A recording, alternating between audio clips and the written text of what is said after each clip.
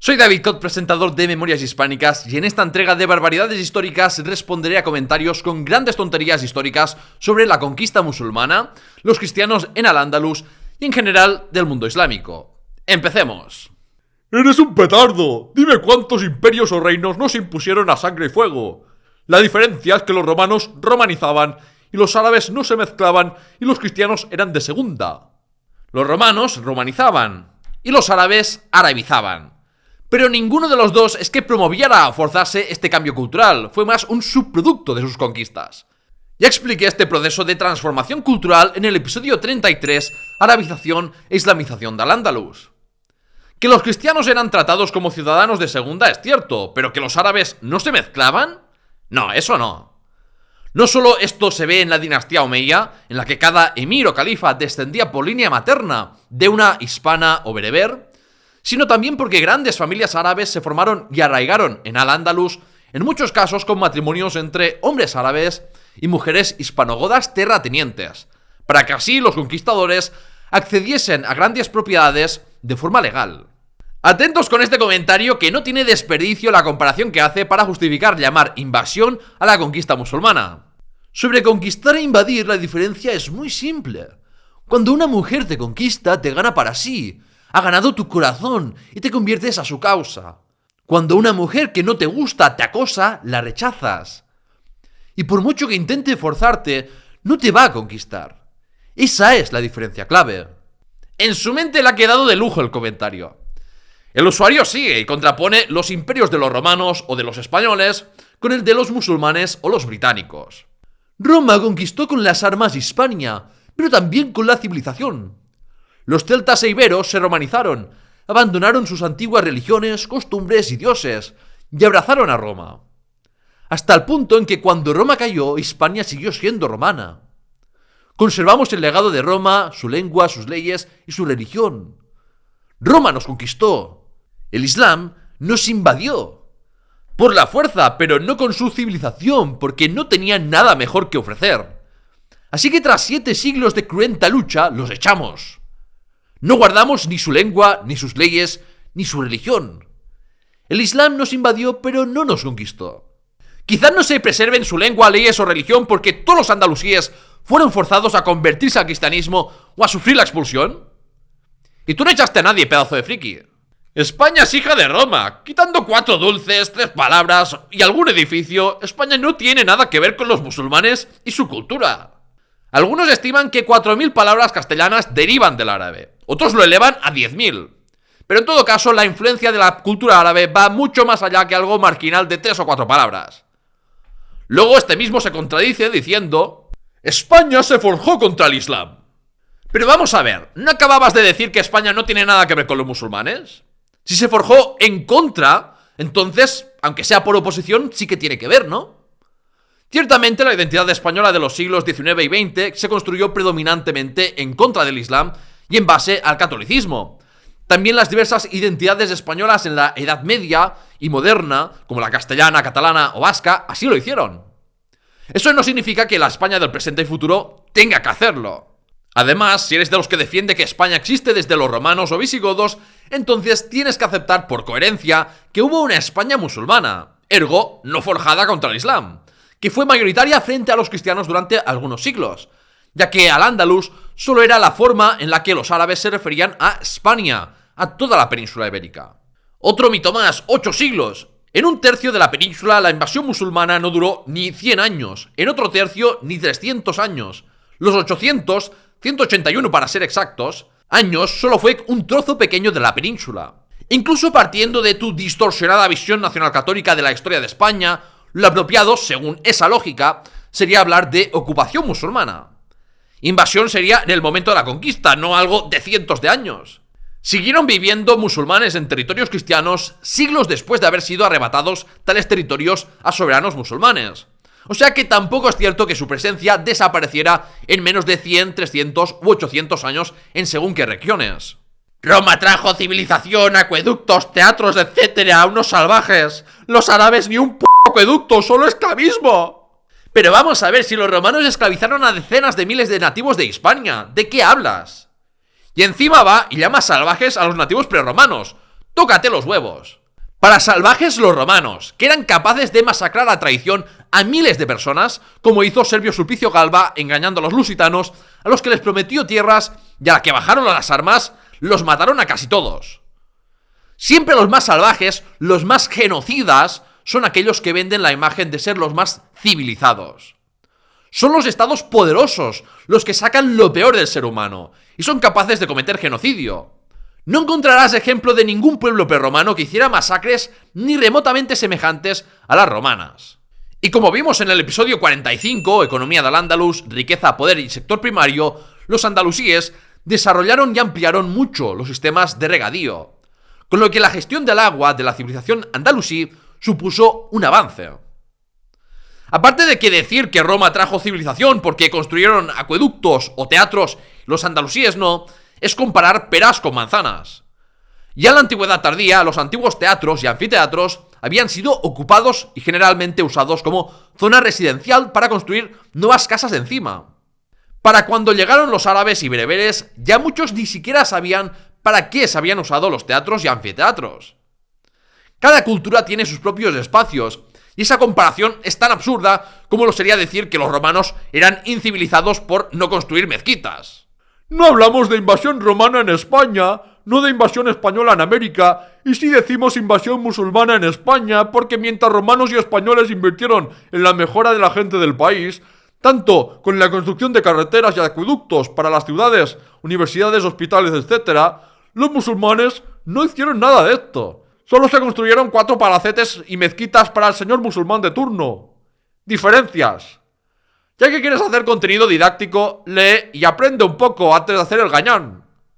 Es un ejemplo más de cómo cala la propaganda eurocéntrica y supremacista de la visión civilizatoria del mundo occidental frente a la irrelevancia y despotismo de otras culturas. Y por supuesto es una visión muy alejada de la realidad. Los andalusíes construyeron muchas infraestructuras para mejorar la vida de la gente y para sacar más provecho económico, incluyendo carreteras, acequias, pozos, molinos, baños, talleres artesanales, mercados, hospitales o escuelas. En una época en que, en cambio, la educación y alfabetización en el mundo cristiano era irrisoria y controlada principalmente por el clero. Este otro también al final de su comentario me dice que lea, cuando estoy más que seguro que leo más que estos dos energúmenos en una semana que lo que leen ellos en todo un año. Los árabes no llegaron hasta el final de Al-Ándalus. Los andalusíes eran españoles musulmanes, no eran de Arabia. Hombre, está bien que este no considera a los andalusíes como invasores extranjeros, por mucho que discrepe en llamarlos españoles musulmanes. En su mayoría eran de origen hispano-romano y godo, pero decir que los árabes no llegaron hasta el final de Al-Ándalus es una barbaridad como una casa, de supongo alguien que debe ser de los que niega la conquista árabe y bereber. No hubiera existido Al-Ándalus sin esa conquista. En el momento inicial de la expedición de Tariq ibn Ziyad solo había bereberes, y al poco tiempo se le sumó Musa ibn Nusayr con un ejército compuesto principalmente por árabes. En más momentos llegaron más miles de árabes, como en el 741 con la llegada de los árabes sirios. Aunque pocos árabes provenientes directamente de Arabia vendrían al Andalus, muchos árabes de segunda o tercera generación asentados en otros territorios como Siria, Egipto o Ifriquía, en Túnez, emigraron a la península ibérica. Los moros fueron invitados por los vascones y astures. Los únicos que se pueden considerar descendientes de los godos son los catalanes. Cocialaunia resurgirá. Mira que se leen muchas tonterías sobre la conquista musulmana, entre otras negarla. Pero es la primera vez que leo a alguien decir que fueron invitados por los vascones y astures. Fuente tus cojones morenos, claro. Esta usuaria en su comentario habla de que lo de América fue muy distinto porque los nativos colaboraron con los castellanos porque los preferían, como insinuando que no hubo colaboración hispano-goda con los conquistadores árabes y bereberes. No debe conocer mucho sobre la conquista musulmana de la península ibérica, así que le recomiendo el episodio 22 donde habló en detalle sobre ella. Antes, durante o después de la batalla de Guadalete, los partidarios de la familia del rey Bitiza pactaron con los bereberes. El duque Teodomiro, en el sureste peninsular, capituló ante los árabes. Los Banu Qasi, en La Rioja, también pactaron. O lo mismo se puede decir de ciudades como Sevilla, Medina Sidonia o Mérida. Por no hablar de la colaboración de los obispados de España y Septimania con los conquistadores musulmanes, que fue absolutamente indispensable para la administración andalusí y la recaudación de impuestos en el primer siglo y medio de historia del Andalus. Tanta colaboración hubo que ese es uno de los motivos por los que el gobernante franco Carlos Martel destruyó las murallas de numerosas ciudades de Septimania, en el sur de Francia, como castigo por el colaboracionismo entre los godos y la iglesia con los árabes. En toda conquista hay colaboradores nativos, unos por voluntad propia, otros forzados, y otros simplemente para adaptarse a las nuevas circunstancias para intentar preservar su poder y propiedades. Los musulmanes conquistaron Hispania por la fuerza y forzaron a mucha gente a convertirse al Islam.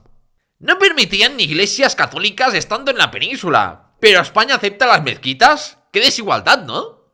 Excepto que sí permitieron iglesias. No hubo como tal una persecución generalizada y un proceso de conversiones forzosas o expulsiones hasta la llegada de los almohades a mediados del siglo XII, es decir, tras más de 400 años de dominio musulmán. Califas almohades tardíos y del reino nazarí de Granada volvieron a aceptar el estatus jurídico dhimí que permitía que hubiera cristianos y judíos en sus territorios, pero ya se había causado un daño irreparable a las minorías religiosas. La carga fiscal era insoportable. Fieles cristianos optaban a los martirios voluntarios debido a la intransigencia religiosa. De convivencia, nada. Quienes recaudaban impuestos de los cristianos eran otros cristianos, principalmente clérigos. Por eso, muchos cristianos, ante las subidas de impuestos, dejaron la iglesia y se convirtieron al Islam. Pero ya expliqué en el episodio de la arabización e islamización que hubo muchos más motivos, quizás más importantes, para que muchos cristianos se hicieran musulmanes. El tema de los mártires voluntarios de Córdoba, al que hace referencia, lo vimos en el episodio 34. Y literalmente solo fueron 48 cristianos, principalmente de Córdoba, que voluntariamente cometieron acciones que sabían que provocarían su ejecución. La inmensa mayoría de los cristianos no eran radicales y se oponían a unas acciones de unos alborotadores que amenazaban la paz social entre cristianos y musulmanes. En Al-Ándalus los cristianos eran esclavizados. No es discutible, es historia. De hecho, no solo es discutible, sino que es completamente refutable esa afirmación.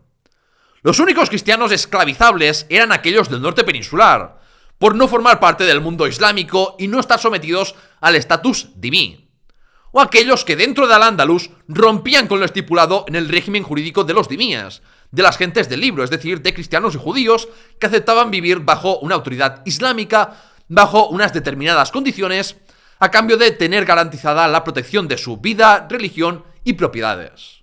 ¡Mentira! Huyeron al norte los pocos cristianos que quedaron. Prueba los nombres de los pueblos en Castilla. Se piensa que hubo un genocidio de cristianos al conquistar la península los árabes y bereberes. No sé qué quiere probar con lo de los nombres de los pueblos de Castilla. Pero si quieres hablar de pueblos de Castilla podemos hacerlo. De la Castilla condal, principalmente la actual provincia de Burgos, tenemos nombres de claro origen árabe e islámico, como Sarracín, localidad con una de las maneras para referirse a los árabes, o Mahamud, un topónimo que hace referencia al profeta del Islam, Muhammad. Esto y muchas otras indicaciones es buena prueba de que hubo árabes y bereberes poblando el norte como consecuencia de la conquista musulmana. Alberto Caliu, un influencer de la fachosfera, tuiteó esto el 2 de enero. 2 de enero, 532 años de la toma de Granada, 532 años de la expulsión del mal. Si lo hicimos, podemos volver a hacerlo. Empecemos por acabar con el régimen del 78. Ojo, expulsión del mal para referirse a la conquista del último reducto musulmán. Hay que estar majara, Lo de terminar con el régimen del 78 no lo dice para dar más libertades, sino que lo hará, supongo, porque quiere una dictadura fascista sin musulmanes. Hay que recordarle que quien trajo a más de 80.000 marroquíes a España para derrocar el régimen político legítimo y para masacrar españoles fue su querido Francisco Franco. Este divulgador y escritor folla romanos se queja cuando le echan en cara que ignore la herencia del mundo islámico. Entre otras cosas, dice no entender el afán por defender una cultura como la islámica que no os hace más libres, en especial a las mujeres. Manda huevos que diga esto este follaromanos cuando la sociedad de la antigua Roma era de lo más patriarcal que pudiera haber.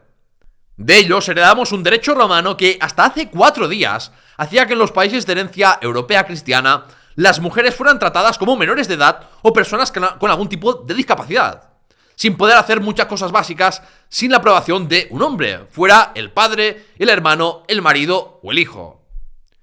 Y se corona diciendo que, si queréis ser moras y moros, es vuestro problema, prefiero ser romano. Pero luego, si le llamas xenófobo, se enfadará. Este nacionalista gallego, Follarios, se cabreó con mi vídeo sobre el hecho de que los gallegos sean los españoles con más proporción de genes magrebíes, y dijo: No digas tonterías, son los andaluces, los gallegos somos celtas. Mentiroso, nunca estuvo en Galicia ningún musulmán. Bueno, para empezar, los pueblos galaicos, prerromanos, eran indoeuropeos con una cultura propia pero influida por la celta, pero no eran celtas de por sí. Además, por supuesto, luego vino la romanización, y decir que los gallegos son celtas en la actualidad es como confirmarme que eres más tonto que una piedra. La afirmación de que en Galicia no estuvo ningún musulmán es factualmente errónea, ya solo por el hecho de que hoy en día hay musulmanes en Galicia. Pero también en la Edad Media hubo musulmanes.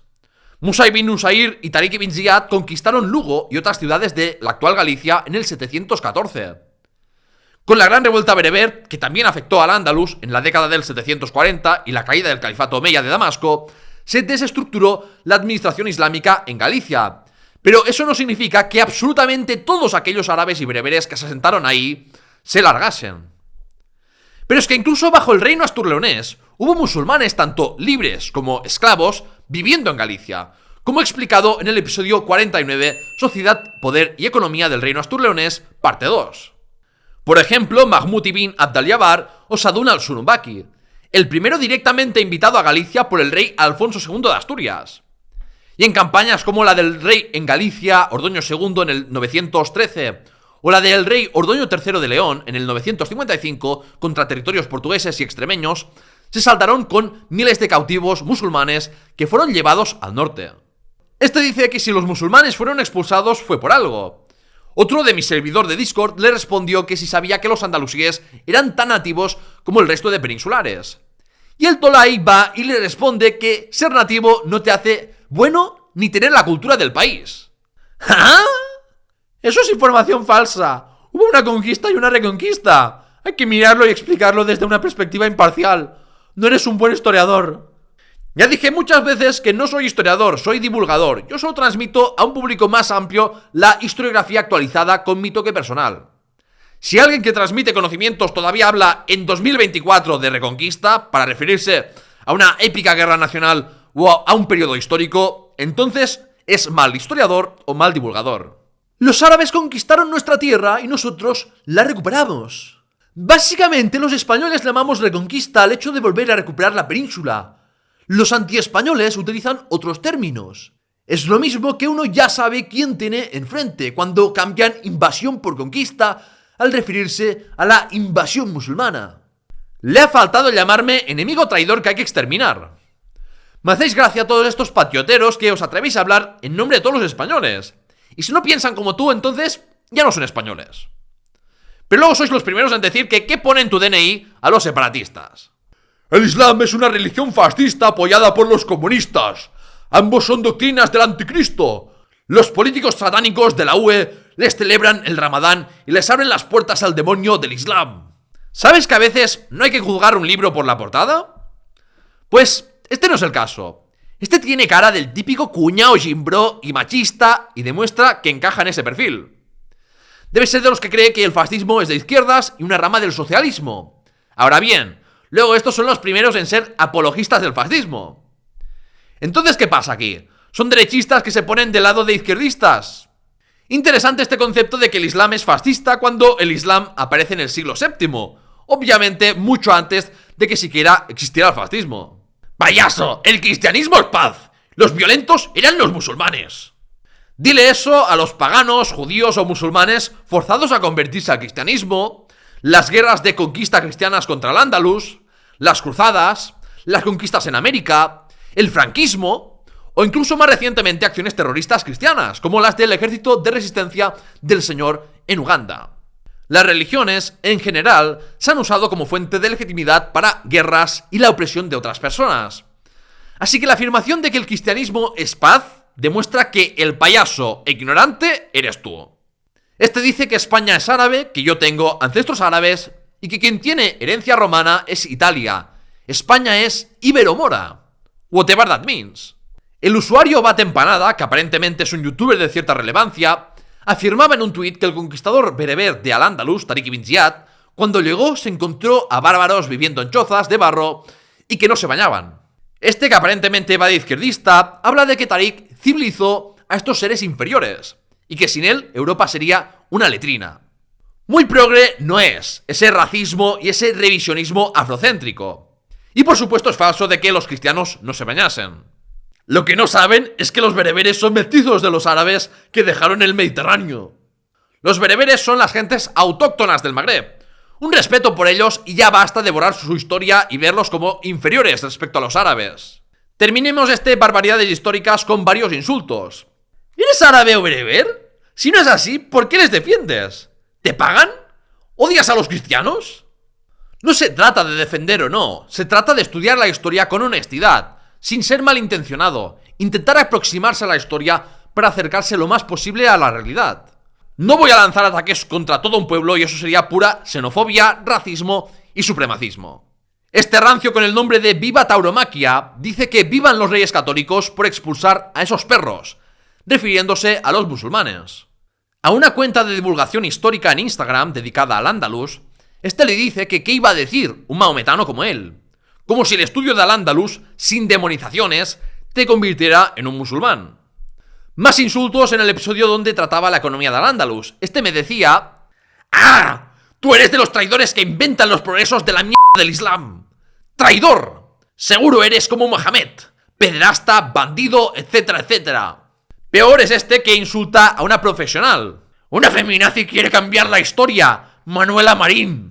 Imagínate insultar a la mujer que más ha contribuido al estudio de las mujeres andalusíes con su obra magna Mujeres en Al-Ándalus, publicada en el 2000 y que aún sigue siendo el monográfico de referencia. En fin, como unos me decían antes, leed más. Menos TikTok y Netflix y más libros. Si te ha gustado estas barbaridades históricas, sigue el canal de YouTube y dos podcasts La Historia de España, Memorias Hispánicas para más contenido y apóyame convirtiéndote en mecenas en Patreon. Enlaces en la descripción. Gracias por escucharme y hasta la próxima.